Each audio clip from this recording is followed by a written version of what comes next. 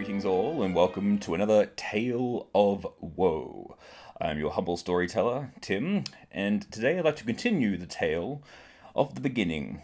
But more specifically, I'd like to recount the tale of one particular character to provide some context for the upcoming story, and that is one of my players' characters, Nuru Evanwood, or as she was really known as, Lady Nuru Evanwood.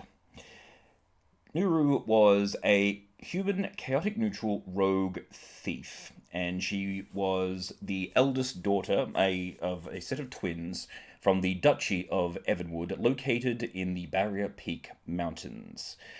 Every generation, when they would come of age, the eldest born child for the Evanwood family would have to undergo a ceremony to contain a great evil that resided underneath their city. Unfortunately, Nuru didn't really want to have to deal with that, so before she became of age, she ran away to try and find a way to get out of the ceremony. She came across a town where she lived for a short period of time until one day she came across a burnt body in the middle of town that no one had been paying much attention to, which, would have been something for most people to, step away from, but nope, not Nuru. She noticed something incredibly shiny on this man's hand, which was a ring, a simple gold band. She retrieved the ring, placed it on her finger, and the ring vanished. At least to everyone else it did. To her, she could see it. And ever since then, she was cursed with weird magical effects. Effectively, in game terms, this gave her rolls on the wild magic table, because she had some basic knowledge. She could do burning hands and lights, and I think shocking grasp was one of her abilities. But this ring would occasionally send her magic into haywire and have her doing all sorts of other bits and pieces, which eventually caused her to burn down the town which she found the ring in.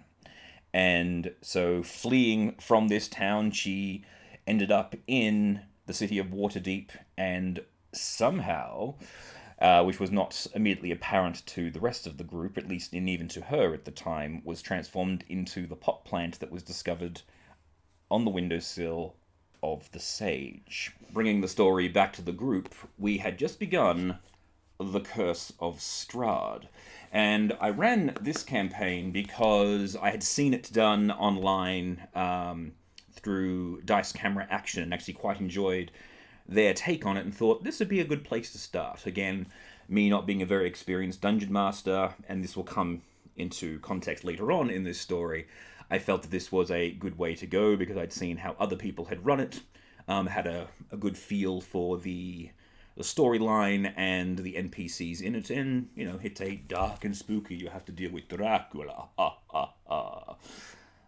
know, horrible. This story is essentially where I nearly ended the campaign. This was only the second session that we'd run. Actually, tell a lie, it was the third. They'd had one session in the town of Barovia where they had to deal with the church and the vampire that was living in the basement of the church and the priest.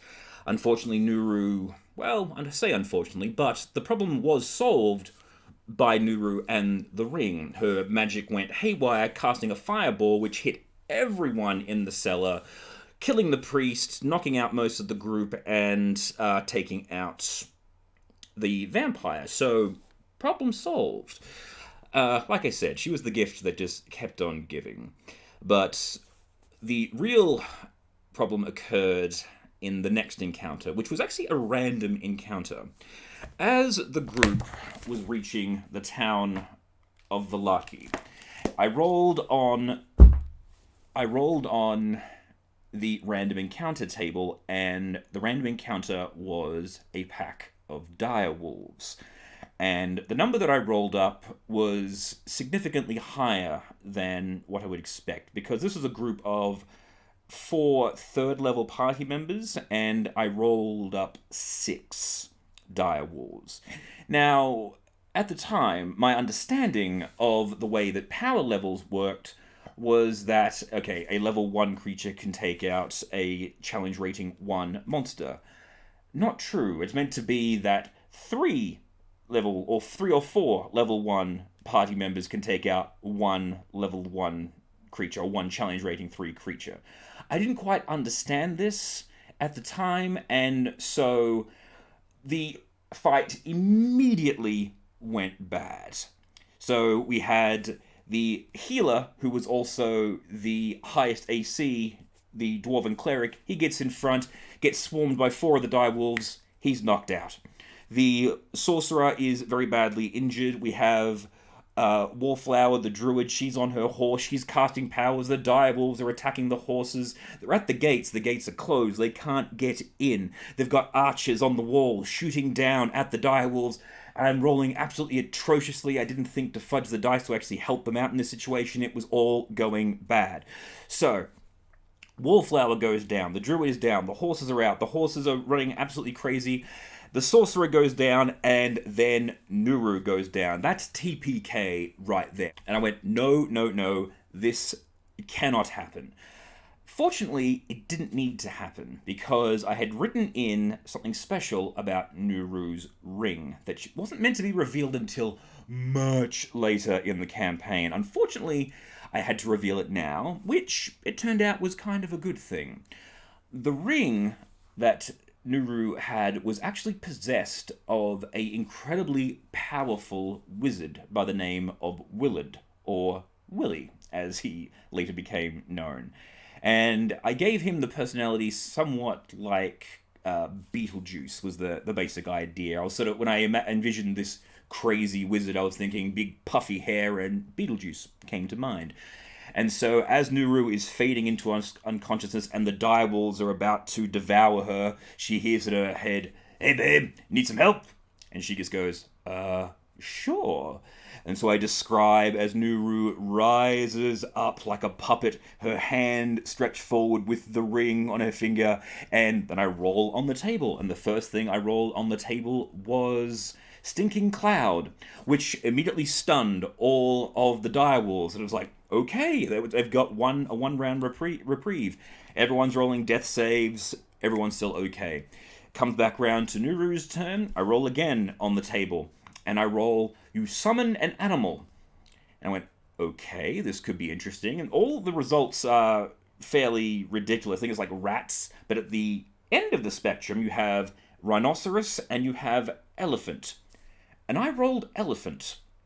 And being that this is Ravenloft and how magic is affected, this was an undead elephant, which immediately stampeded all of the direwolves, trampling them all back, and managed to save the damn day. It was...